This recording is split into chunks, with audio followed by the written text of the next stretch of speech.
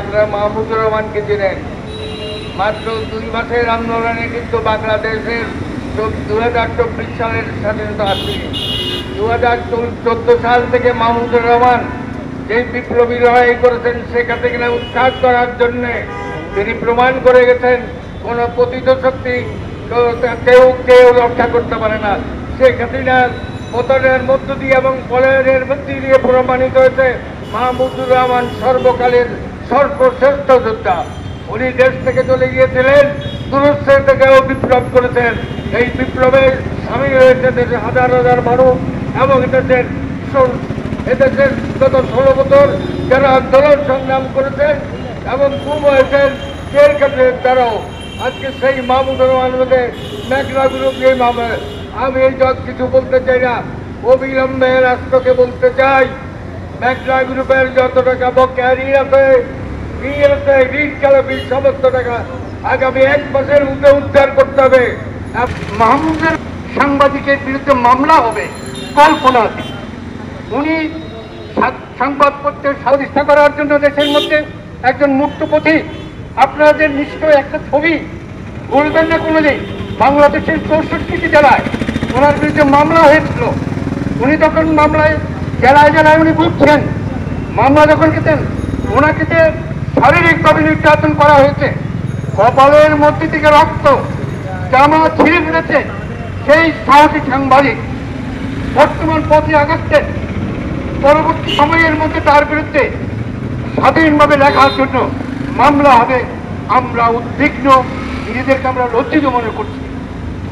এই ব্যাংক গ্রুপকে আপনারা সকলেই জানেন।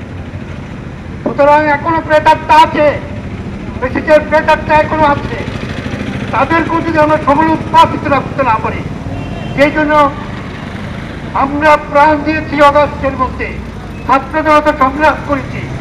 আমরা আমাদের সেই সংগ্রামকে এদেশের স্বাধীনতা, সার্বভৌমত্ব, গণতন্ত্র, ইসলাম এর অতন্ত্র প্রহরী দেশপ্রেমিক সাংবাদিক মাহমুদুর রহমান সাহেব, যার রক্তে রঞ্জিত হয়েছে দেশের মাটি, যিনি আপসহীন একজন স্বাধীনতা প্রিয়,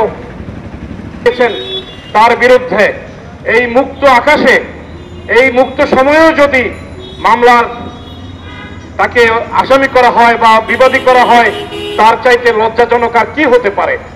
আমি আজকে এই সমাবেশ থেকে সরকারকে জানাতে চাই, বিপ্লবী সরকারকে, যে মাহমুদুর রহমানের মতো দেশপ্রেমিক ব্যক্তিদেরকে নিরাপত্তা যদি দিতে না পারেন তাহলে বিপ্লব অর্থহীন। আমি আশা করব যে মাহমুদুর রহমান সহ যারা জীবন বাজি রেখে এদেশের স্বাধীনতা সার্বভৌমত্বের জন্য লড়াই করে যাচ্ছেন, বিবেকের তাড়নায় যারা এদেশের মানুষের হৃদয়ে স্থান করে নিয়েছেন, তাদের জানমালের নিরাপত্তা তাদের যদি দিতে না পারেন তাহলে এই ব্যর্থ স্বাধীনতাকে আর আমরা অত্যন্ত লজ্জিত হব এবং এই স্বাধীনতা ব্যর্থতায় পর্যবেসিত হবে। জনাব মাহমুদুর রহমান একজন মজলুম মানুষ, যিনি ন্যায়ের জন্য আদালতে দাঁড়িয়ে আদালতের অন্যায় তৎকালীন সময় বক্তব্যকে সমর্থন না করে উনি জেল কেটেছেন। এই ধরনের একজন মজলুম মানুষ, যিনি রাজনীতি করেছেন এবং যিনি মানুষের জন্য কাজ করেছেন, তিনি দীর্ঘ 17 বছর নিউজ প্রচারটা সঠিক হয় নাই, তখন তারা একটা সিদ্ধান্ত দেবেন, কিন্তু এই ধরনের সিদ্ধান্তগুলো উনি গ্রহণ না করে সরাসরি আদালতে গিয়ে জনাব মাহমুদুর রহমানের বিরুদ্ধে যে মিথ্যা মামলা করেছেন, আমরা মনে করি এই মামলা আইনতে আকারে প্রকারে অচল। এই মামলা চলতে পারে না, এই মামলা প্রত্যাহার হওয়া উচিত। এটা বিয়ন্ড জুরিসডিকশন, যেটা আমরা আইনজীবীরা বলে থাকি, এটা ওনার এখতিয়ার বহির্ভূতভাবে এই মামলাটা করেছেন। গত 1 দশকেরও বেশি সময় ধরে এদেশের স্বাধীনতা সার্বভৌমত্বের অন্যতম পাহারাদার হিসেবে বিবেচিত হচ্ছেন আমাদের কাছে। দেশের সার্বভৌমত্ব রক্ষার জন্য, একটি স্বাধীন শক্তিশালী বাংলাদেশ গঠন করার জন্য, একটি স্বাধীন শক্তিশালী বাংলাদেশের জন্য ওনার যে অবদান, এই অবদান সমসাময়িককালে বিরল। এই দেশের স্বাধীনতা সার্বভৌমত্ব রক্ষা এবং ফ্যাসিবাদ তাড়ানোর জন্য ওনার যে ভূমিকা, সেই ভূমিকা আমরা এদেশের এই দেশ যতদিন থাকবে ততদিন তা ইতিহাসে স্বর্ণাক্ষরে লেখা থাকবে। এই যে ফ্যাসিবাদের এক সময়কার যে দোষর ছিল ম্যাগনা গ্রুপ, আপনারা জানেন তারা গত 15 বছর দেশটাকে কিভাবে লুটপাট করেছে, কিভাবে লুণ্ঠন করেছে, কিভাবে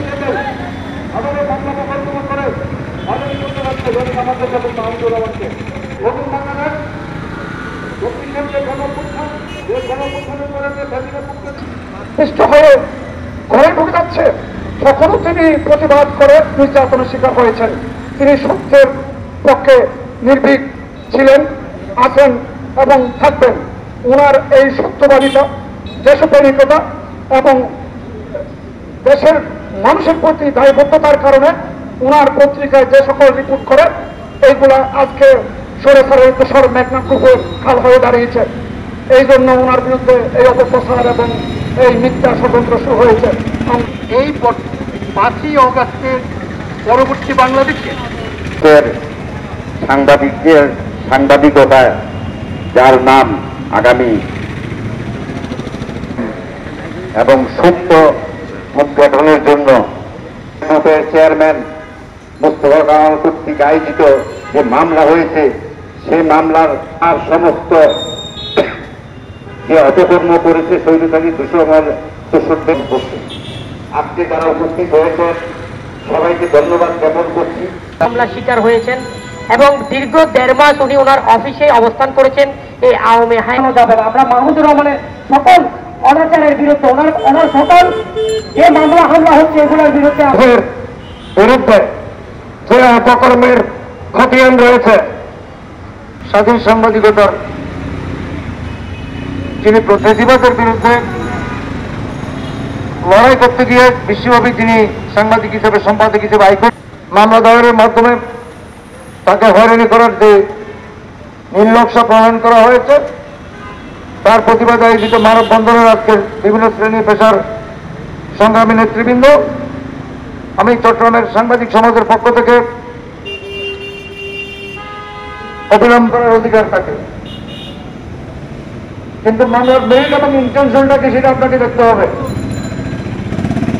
আমি মামলা পুরো ফুলফিল করতে হয়, এগুলো ফুলফিল না করে সরাসরি কোর্টে গিয়ে মামলা দায়েরের যে পদক্ষেপ, এই পদক্ষেপের আমি নিন্দা করি। সংগ্রামী বন্ধুরা, আপনারা জানেন কুষ্টিয়ার আদালতে, প্রকাশ্য আদালতের বিপ্লবের পরে এখনো তাদের দোসররা আছে, যার কারণে বিপ্লবের অন্যতম একজন নায়ক তার উপর মিথ্যা মামলা করা বাংলাদেশের মানুষ এইভাবে একটি পত্রিকা সম্পাদক সামনে আমাদের যেসব সাংবাদিক বন্ধুরা দেখতে হয়েছেন, আমাদের রাজনৈতিক ব্যক্তিত্ব সকলকে আমরা যে সকল সাংবাদিকরা নির্যাতিত শুরু হয়েছে তাদের বিচার চাই এবং মাহমুদুর রহমান সহ জেলা বিএনপি আহ্বায়ক জনাব মাহবুব আলমগীর ভূমিকা রাখে। আমি আমার পক্ষ থেকে নোয়াখালী প্রেস ক্লাব এবং আমার মিস টোয়েন্টি বাংলাদেশ সেই আগস্টের পরে পরিবর্তিত গণতান্ত্রিক বাংলাদেশে যদি মাহমুদ বিপ্লবের পক্ষে লোকগুলো আছে তাদেরকে বিভিন্নভাবে হয়রানি করা হচ্ছে। তো এই নোয়াখালীতে আমার বিরুদ্ধে যেভাবে ষড়যন্ত্র করা হয়েছে, আমাকে দুর্নীতির বিরুদ্ধে রিপোর্ট করে আসছেন, এর ধারাবাহিকতায় বিগত শেখ হাসিনার দেশে বরাবরই সত্য প্রকাশ করে গেছেন। সত্য শেষ পর্যন্ত উনি নির্বাসিত হয়েছে সত্যনিষ্ঠ সংবাদ প্রকাশ করে, যাতে তার দুর্নীতির চেহারা উন্মোচিতের জন্য আমি সরকারের প্রতি বিরুদ্ধে ব্যবস্থা গ্রহণের জন্য সরকার বাহাদুরের প্রতি অনুরোধ করছি। সবাইকে ধন্যবাদ। মাহমুদুর রহমান সাহেবের বিরুদ্ধে দায়েরকৃত মিথ্যা মামলা প্রত্যাহারের আহ্বান জানিয়ে এবং সবাইকে ধন্যবাদ এবং কৃতজ্ঞতা জানিয়ে আমার সংক্ষিপ্ত বক্তব্য শেষ করলাম। মামলার প্রতিবাদে আয়োজিত এই মানববন্ধন থেকে সরকারকে মেসেজ দিতে চাই। এখানে উপস্থিত সবাইকে সালাম, আসসালামু আলাইকুম।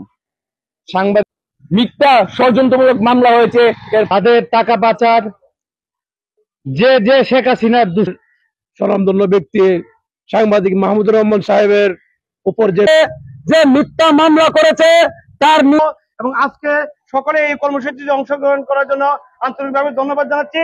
মাহমুদুর রহমানের বিরুদ্ধে সেই ফ্যাসিস্ট সরকারের দূষর মেঘনা গ্রুপের চেয়ারম্যান মোস্তফা যে মিথ্যা মামলা হয়েছে, এর বিরুদ্ধে আজকে এই মানববন্ধন। আপনারা জানেন এই ফ্যাসিস্ট সরকারের বিরুদ্ধে যখন আন্দোলন নিন্দা জানাচ্ছি, পাশাপাশি এই ফ্যাসিস্ট সরকারের আমলও মাহমুদুর রহমান সাহেব কোটি টাকা পাচার করেছে বিদেশে। সেই নিউজের প্রেক্ষিতে মেঘনা গ্রুপ এর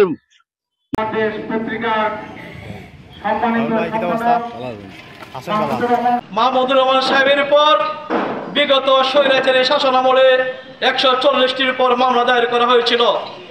তিনি কুষ্টিয়ার আদালতে ছাত্রলীগ কর্তৃক তিনি রক্তাক্ত হয়েছিলেন, তিনি জেল কেটেছেন, নির্বাসনে গিয়েছেন, তার দৈনিক পত্রিকাটি শেষ পর্যন্ত বন্ধ করে দেওয়া হয়েছিল, এমনকি ফ্রেস্কো ও সিলগালা করে দেওয়া হয়েছিল। তারপর তিনি নির্বাসন শেষে এক যুগ শেষে যখন দেশে ফিরে এসে আবার শুরু করলেন, আমার দেশ পত্রিকা দিন দিন জনপ্রিয় হয়ে উঠছিল এবং দুর্নীতির মুখোশ তিনি উন্মোচন করেছিলেন। সেই দুর্নীতির মুখোশ উন্মোচন করতে গিয়ে এক সময়ের ক্ষুদ্র এক লবণ বিক্রেতা আজকের শিল্পপতি, তার হাতে গায়ে লেগেছে, গাত্রদহের কারণ হয়ে দাঁড়িয়েছে, তিনি মিথ্যা একটি মামলা দায়ের করেছেন। আমরা অবিলম্বে তার উপর মিথ্যা মামলা প্রত্যাহারের দাবি জানাচ্ছি, সেই সাথে তার অবৈধ সম্পদ বাজেয়াপ্ত করার দাবি জানিয়ে আমার বক্তব্য এখানে শেষ করছি। মাহমুদুর রহমানের সাহসের কারণে, মাহমুদুর রহমানের বজ্রলেখনির কারণে আমরা জাতি হিসাবে সচেতন হতে পেরেছি, জানতে পেরেছি যে শেখ হাসিনা এবং তার রিজিম একটি ফ্যাসিবাদী শাসন কায়েম করেছে। তারা এই দেশকে ফ্যাসিবাদের কবলে নিয়ে যাচ্ছে। পাশাপাশি তারা আমাদের প্রতিবেশী দেশ ভারতের আধিপত্যের কাছে নতজান হয়েছিল, সেই বিষয়টিও আমাদেরকে সতর্ক করেছিলেন মাহমুদুর রহমান।